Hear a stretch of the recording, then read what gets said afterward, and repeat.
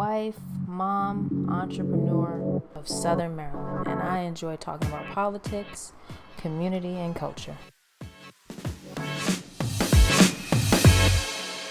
No, I just feel like you're really good at that. I love it. It comes from traveling, and that's why I try to tell people travel as much as possible. Yeah. Because you get to see different things, and then you start wanting to try different things. Yeah. And then before you know it, you got like the first camel racing team from America ever in the GCC, and you having fun, and it's amongst other things that's building. But when you travel, you get your confidence up. You get your confidence up, then you come back home, and then you can use that confidence to do other things that they made feel like it was hard, or told you that it was hard, but you just went way over there and seen everybody doing it easy as hell. So it's just like, it's just traveling so we can get the balance of the lay of the land, and then apply it, because they can no longer say you can't do it. It's like, nah, I did it over there already. I did this over here, and I seen them doing it. I definitely know I could do it. It can be done. Yeah, it can be done. It can be done. It does open up your mind to what's possible too. Also, especially if you on a block and you don't ever leave, or a neighborhood and you don't ever leave that neighborhood. Yeah, it's like your only perspective of the world is it's so small. Big facts. Big facts. Welcome to Hervey's Minority Report. I'm your awesome and attempting host, Asia Valine Media. And listen, it's a reminder. This week, Beyonce is kicking off her Renaissance Tour Wednesday in Sweden. This week, I am super, I'm hyped. I'm super excited. Fun fact, did you know that when you buy, case in point, Beyonce concert tickets overseas, you get them in a foreign country? Did you know that it's cheaper than if you were to buy it, say, here in Baltimore, Maryland, or New York, any of these places, any of these big city places? Did you know it's way cheaper? I had no idea. You can get VIP tickets to Beyonce concert in Sweden for less than the cost of airfare. Okay? Not dirt. I mean, it's super inexpensive. Mind you, you probably spend over $1,000 over here. Say here in Maryland, you spend $1,000 and you're gonna be in like general population, like in Gen Pop with the regular audience. Just a reminder. Go. Yo, we about to be outside this summer. Beyonce's tour is kicking off Wednesday. I will be in attendance, and it's gonna be lit.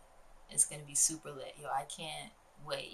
This Beyonce did this album over the pandemic, came back with some fire.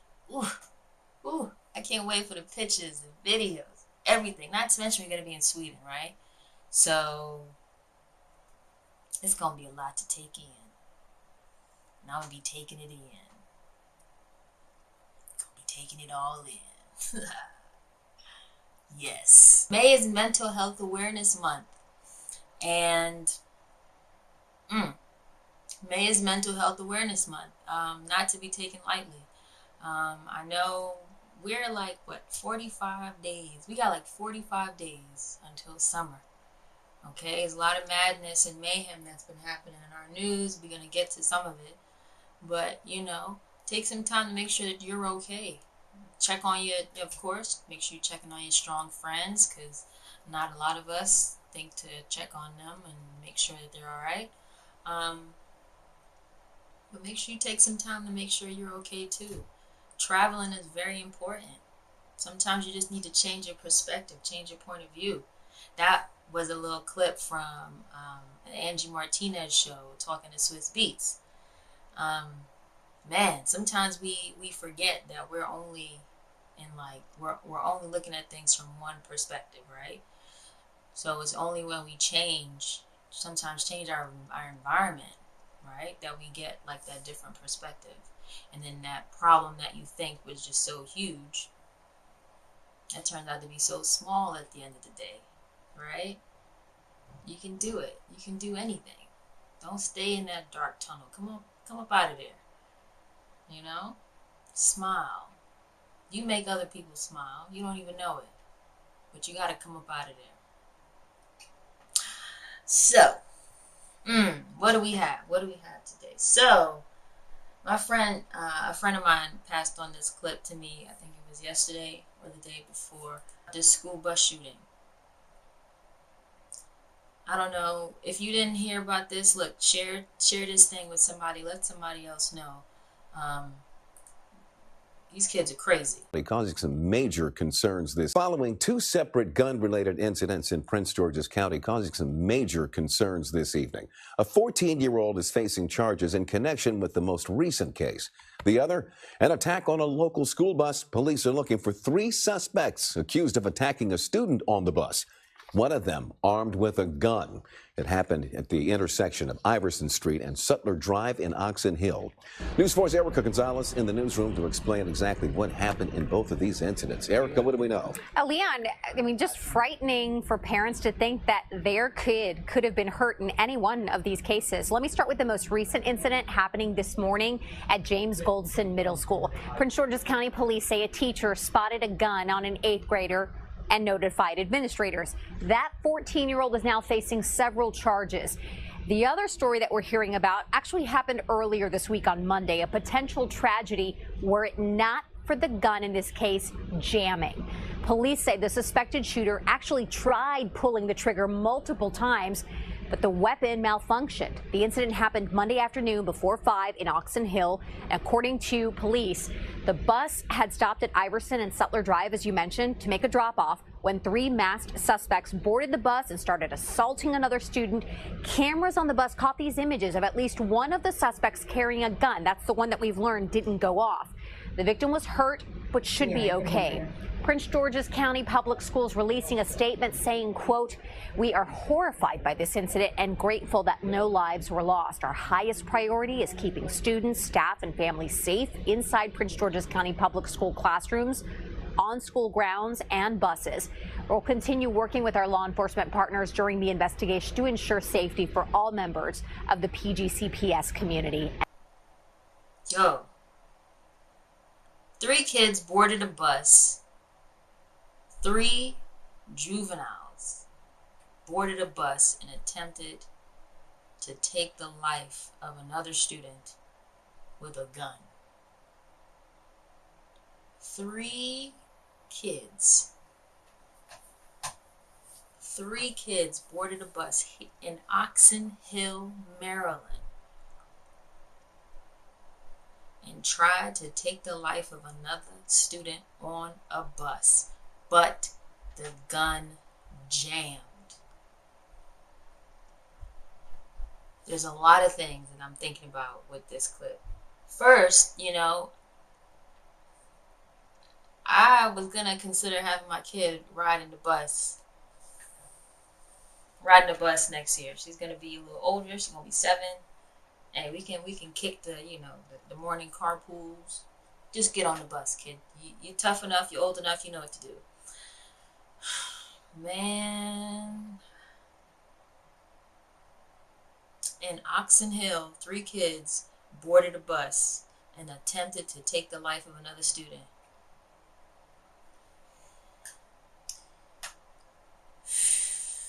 And that was the second incident for today involving a gun with a juvenile student. I don't know where these kids are getting these guns from. If you remember that story in Virginia, I think maybe 2 months ago now, where a kid bought a gun to school, his mom's, and just sprayed the whole place. Injured a teacher, and then the mom ended up getting charged. Listen, these are scary times we are living in. Scary times. But you know what? It's important to remind ourselves, just as this one incident, it was actually 2. Nevertheless, just as there was this instance here involving this shooting, let's give you something else right after that. I don't want you to sit on that for too long. That's heavy. So just as we have that bad news here, some good news. Balance is important. Going viral for the right reason. A local mom posted this video of her son doing his best firefighter impression. The video has tens of thousands of views, and one local fire department took notice and invited young Darian to come out for a tryout. News 4's Mauricio Casillas got to tag along as this 11-year-old met some of his real-life heroes. Pretty cool, huh? Yeah. Darian Cole is in his element, learning the ropes from the Accokeek Fire Department. How's that feel?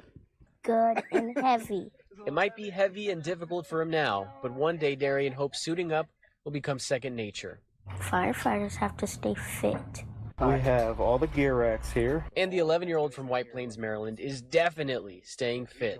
His mom recorded him running on a treadmill as he watches firefighter videos for inspiration. 1, 2, 3, 4. 1, 2, 3. He even practiced what it would be like to rescue someone, so it's extra special for Darian to meet the pros. It's fun for me to watch them. And just to see his reaction. That's heavy. Yeah. The stuff that they tell him is amazing. Darian's mom says he first said he wanted to become a firefighter when he was only 3 years old. And while some kids might outgrow that dream, that's not the case for Darian. His passion for the profession has only grown since. He's just a very caring kid. He's been a very caring kid, so I'm not surprised. I'm not surprised at all. That's his thing. He cares a lot, so helping people is one of many things, yeah. And the Accokeek firefighters certainly get a kick out of it too. To have the next generation want to come here and be so motivated to take on such a selfless profession is really enjoyable to see. The Accokeek Fire Department have some competition, though, if they want to someday hire Darian, since he's received messages from fire stations around the world reacting to his video. They can all relate to his passion, the one thing that cannot be extinguished. Yeah! In Accokeek, Mauricio Casillas, News 4. So we got some crazy kids and we got some caring kids. Please raise some caring kids. You understand? We got enough crazies in the world. Make them a bit more caring. Empathy. Empathy is important.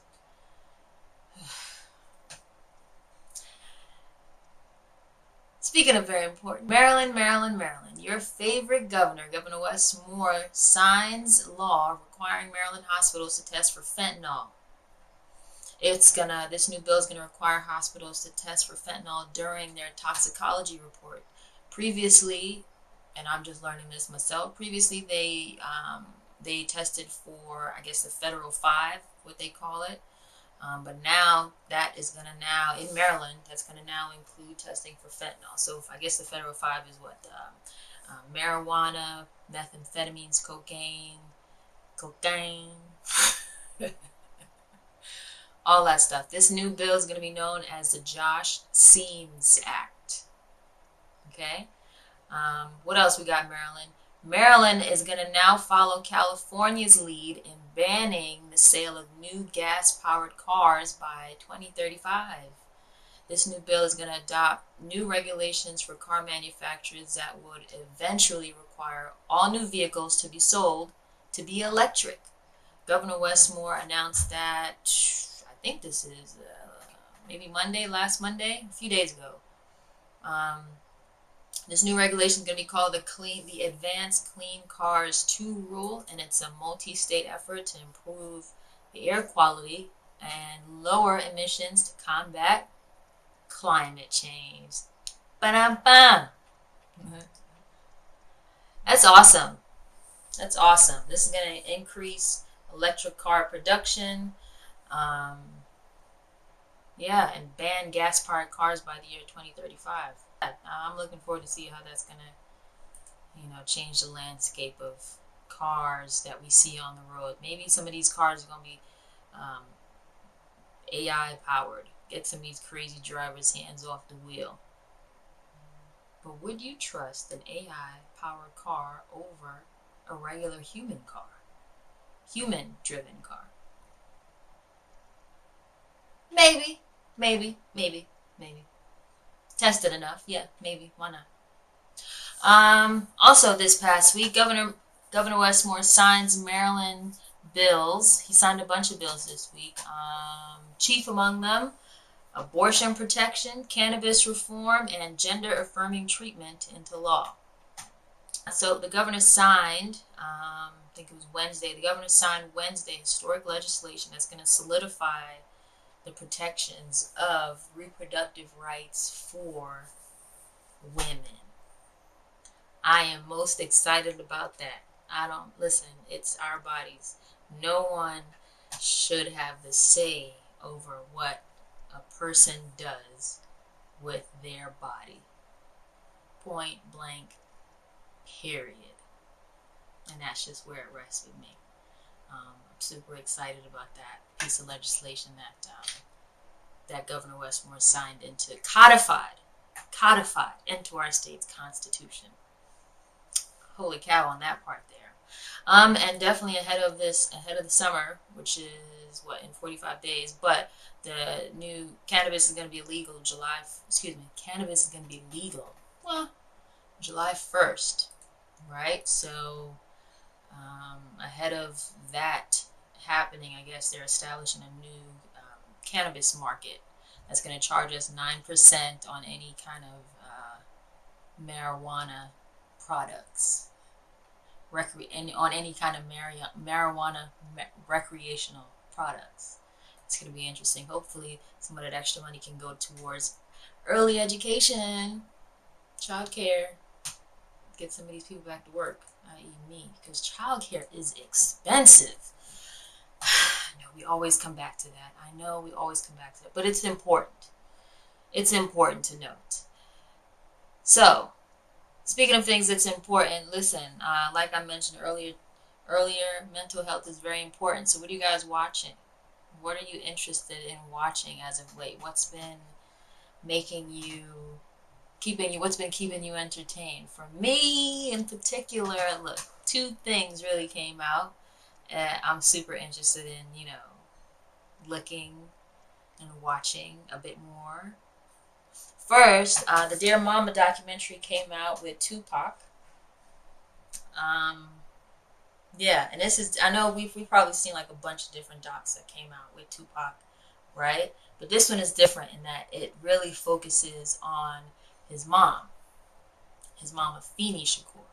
And it's really, I think, it's intended to be like a love story, I guess, between the two. The mother-son relationship, right? I think that'd be really interesting. And of course, Tupac is a controversial figure, to say the least, right? So I think people are always interested in something that's involving him, period.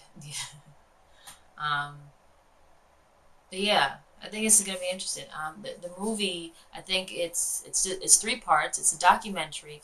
But maybe a docu-series. It's a 3-part docu-series.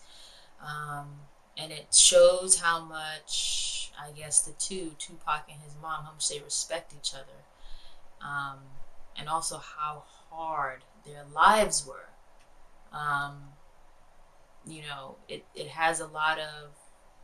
It opens with, I don't know how much, I didn't watch the whole thing yet, but it opens with some family members talking about an instance involving Tupac. And the intro is super dramatic and dope. It pulled me in. I'm gonna finish watching it probably today, and I can't wait, cause yeah, it's gonna be good. What else we watching? Of course, I think just this past week, Thursday or Friday, Netflix just announced the new Bridgerton series. And now I'm recording this on a Sunday. So, yes, I've watched Bridgerton. Oh my gosh, it's really good. I was a bit I was reluctant to watch it at first because, and I'll tell you why, because it goes into the whole notion of Mad King George, right? in England, right? Mad King George and his wife, right? And his wife is supposed to be Queen Charlotte. Now, of course, we know the template. We know like how Bridgerton series works, right? It's like it's all about love and the usually, I guess, of course, the protagonist is a young female usually, and she's always naive about facts of life involving sex and orgasms and all of this. These females, they never know anything about these things, right? So, and then, you know, the story evolves into now they're like, you know, they change from being conforming to non-conforming, but being awesome and super inspiring and loving for everyone. That's just like, that's the template for these Bridgerton series, right? So I was kind of not sure how that was going to work out with Mad King type of thing. I mean, what is this, like, what is this, what is that dragon show called? This ain't that. This is an HBO, you know? So I wasn't sure how that was going to work. But it did. It did. It worked. The series is Bridgerton. Queen Charlotte from Bridgerton. Ooh, it's good. It's good. Now, don't want to give too much away, but it's really good. If you're interested, if anyone likes talking about Bridgerton, look, I'm super interested if anyone wants to come on the pod if you live nearby. And we could definitely talk about it because I absolutely loved this. I love this series. And it's only 8 episodes. Can you believe? I mean, whatever. It's only 8 episodes. You know what? And another thing that I love about Shonda Rhimes and her mind and all the production and all of this, right? The first one had a Caucasian female lead, of course, following the same template and naivete around herself, her body, all that stuff, facts of life type of thing, right? And the second one had an Asian lead. And she was dark-skinned. She had a dark-skinned Asian lead for the second one. Now, listen. This one, they kind of delve into the history on how Queen Charlotte came to be. And of course, we know Queen Charlotte is a black woman. Okay. Now, I think the last chapter. No, I think the second. What you call that series? You know the word I'm thinking about. The last episode before this new season came out. Season, that's the word. The last season ended with Queen Charlotte, you know, like sniffing some stuff, and it's like, oh, what's wrong with this queen? Why she tripped? Why she, you know? It was like, what did life do to this woman to make her every chance she got at that particular point in her life? Listen, they go into all of it. They go into all of it, and it's good. Very entertaining. Of course, it's Shonda Rhimes. The production is dope. The framing, the cinematography, it's all good, and of course, it's placed at a very particular time in history. Shortly after, English abolished slavery. Excuse me. Very interesting. So I'm probably going to talk about that next week or next time that I do a pod. The next episode is probably going to definitely have some Bridgerton in there. All right, that's all we have for you guys today. I hope that you enjoyed.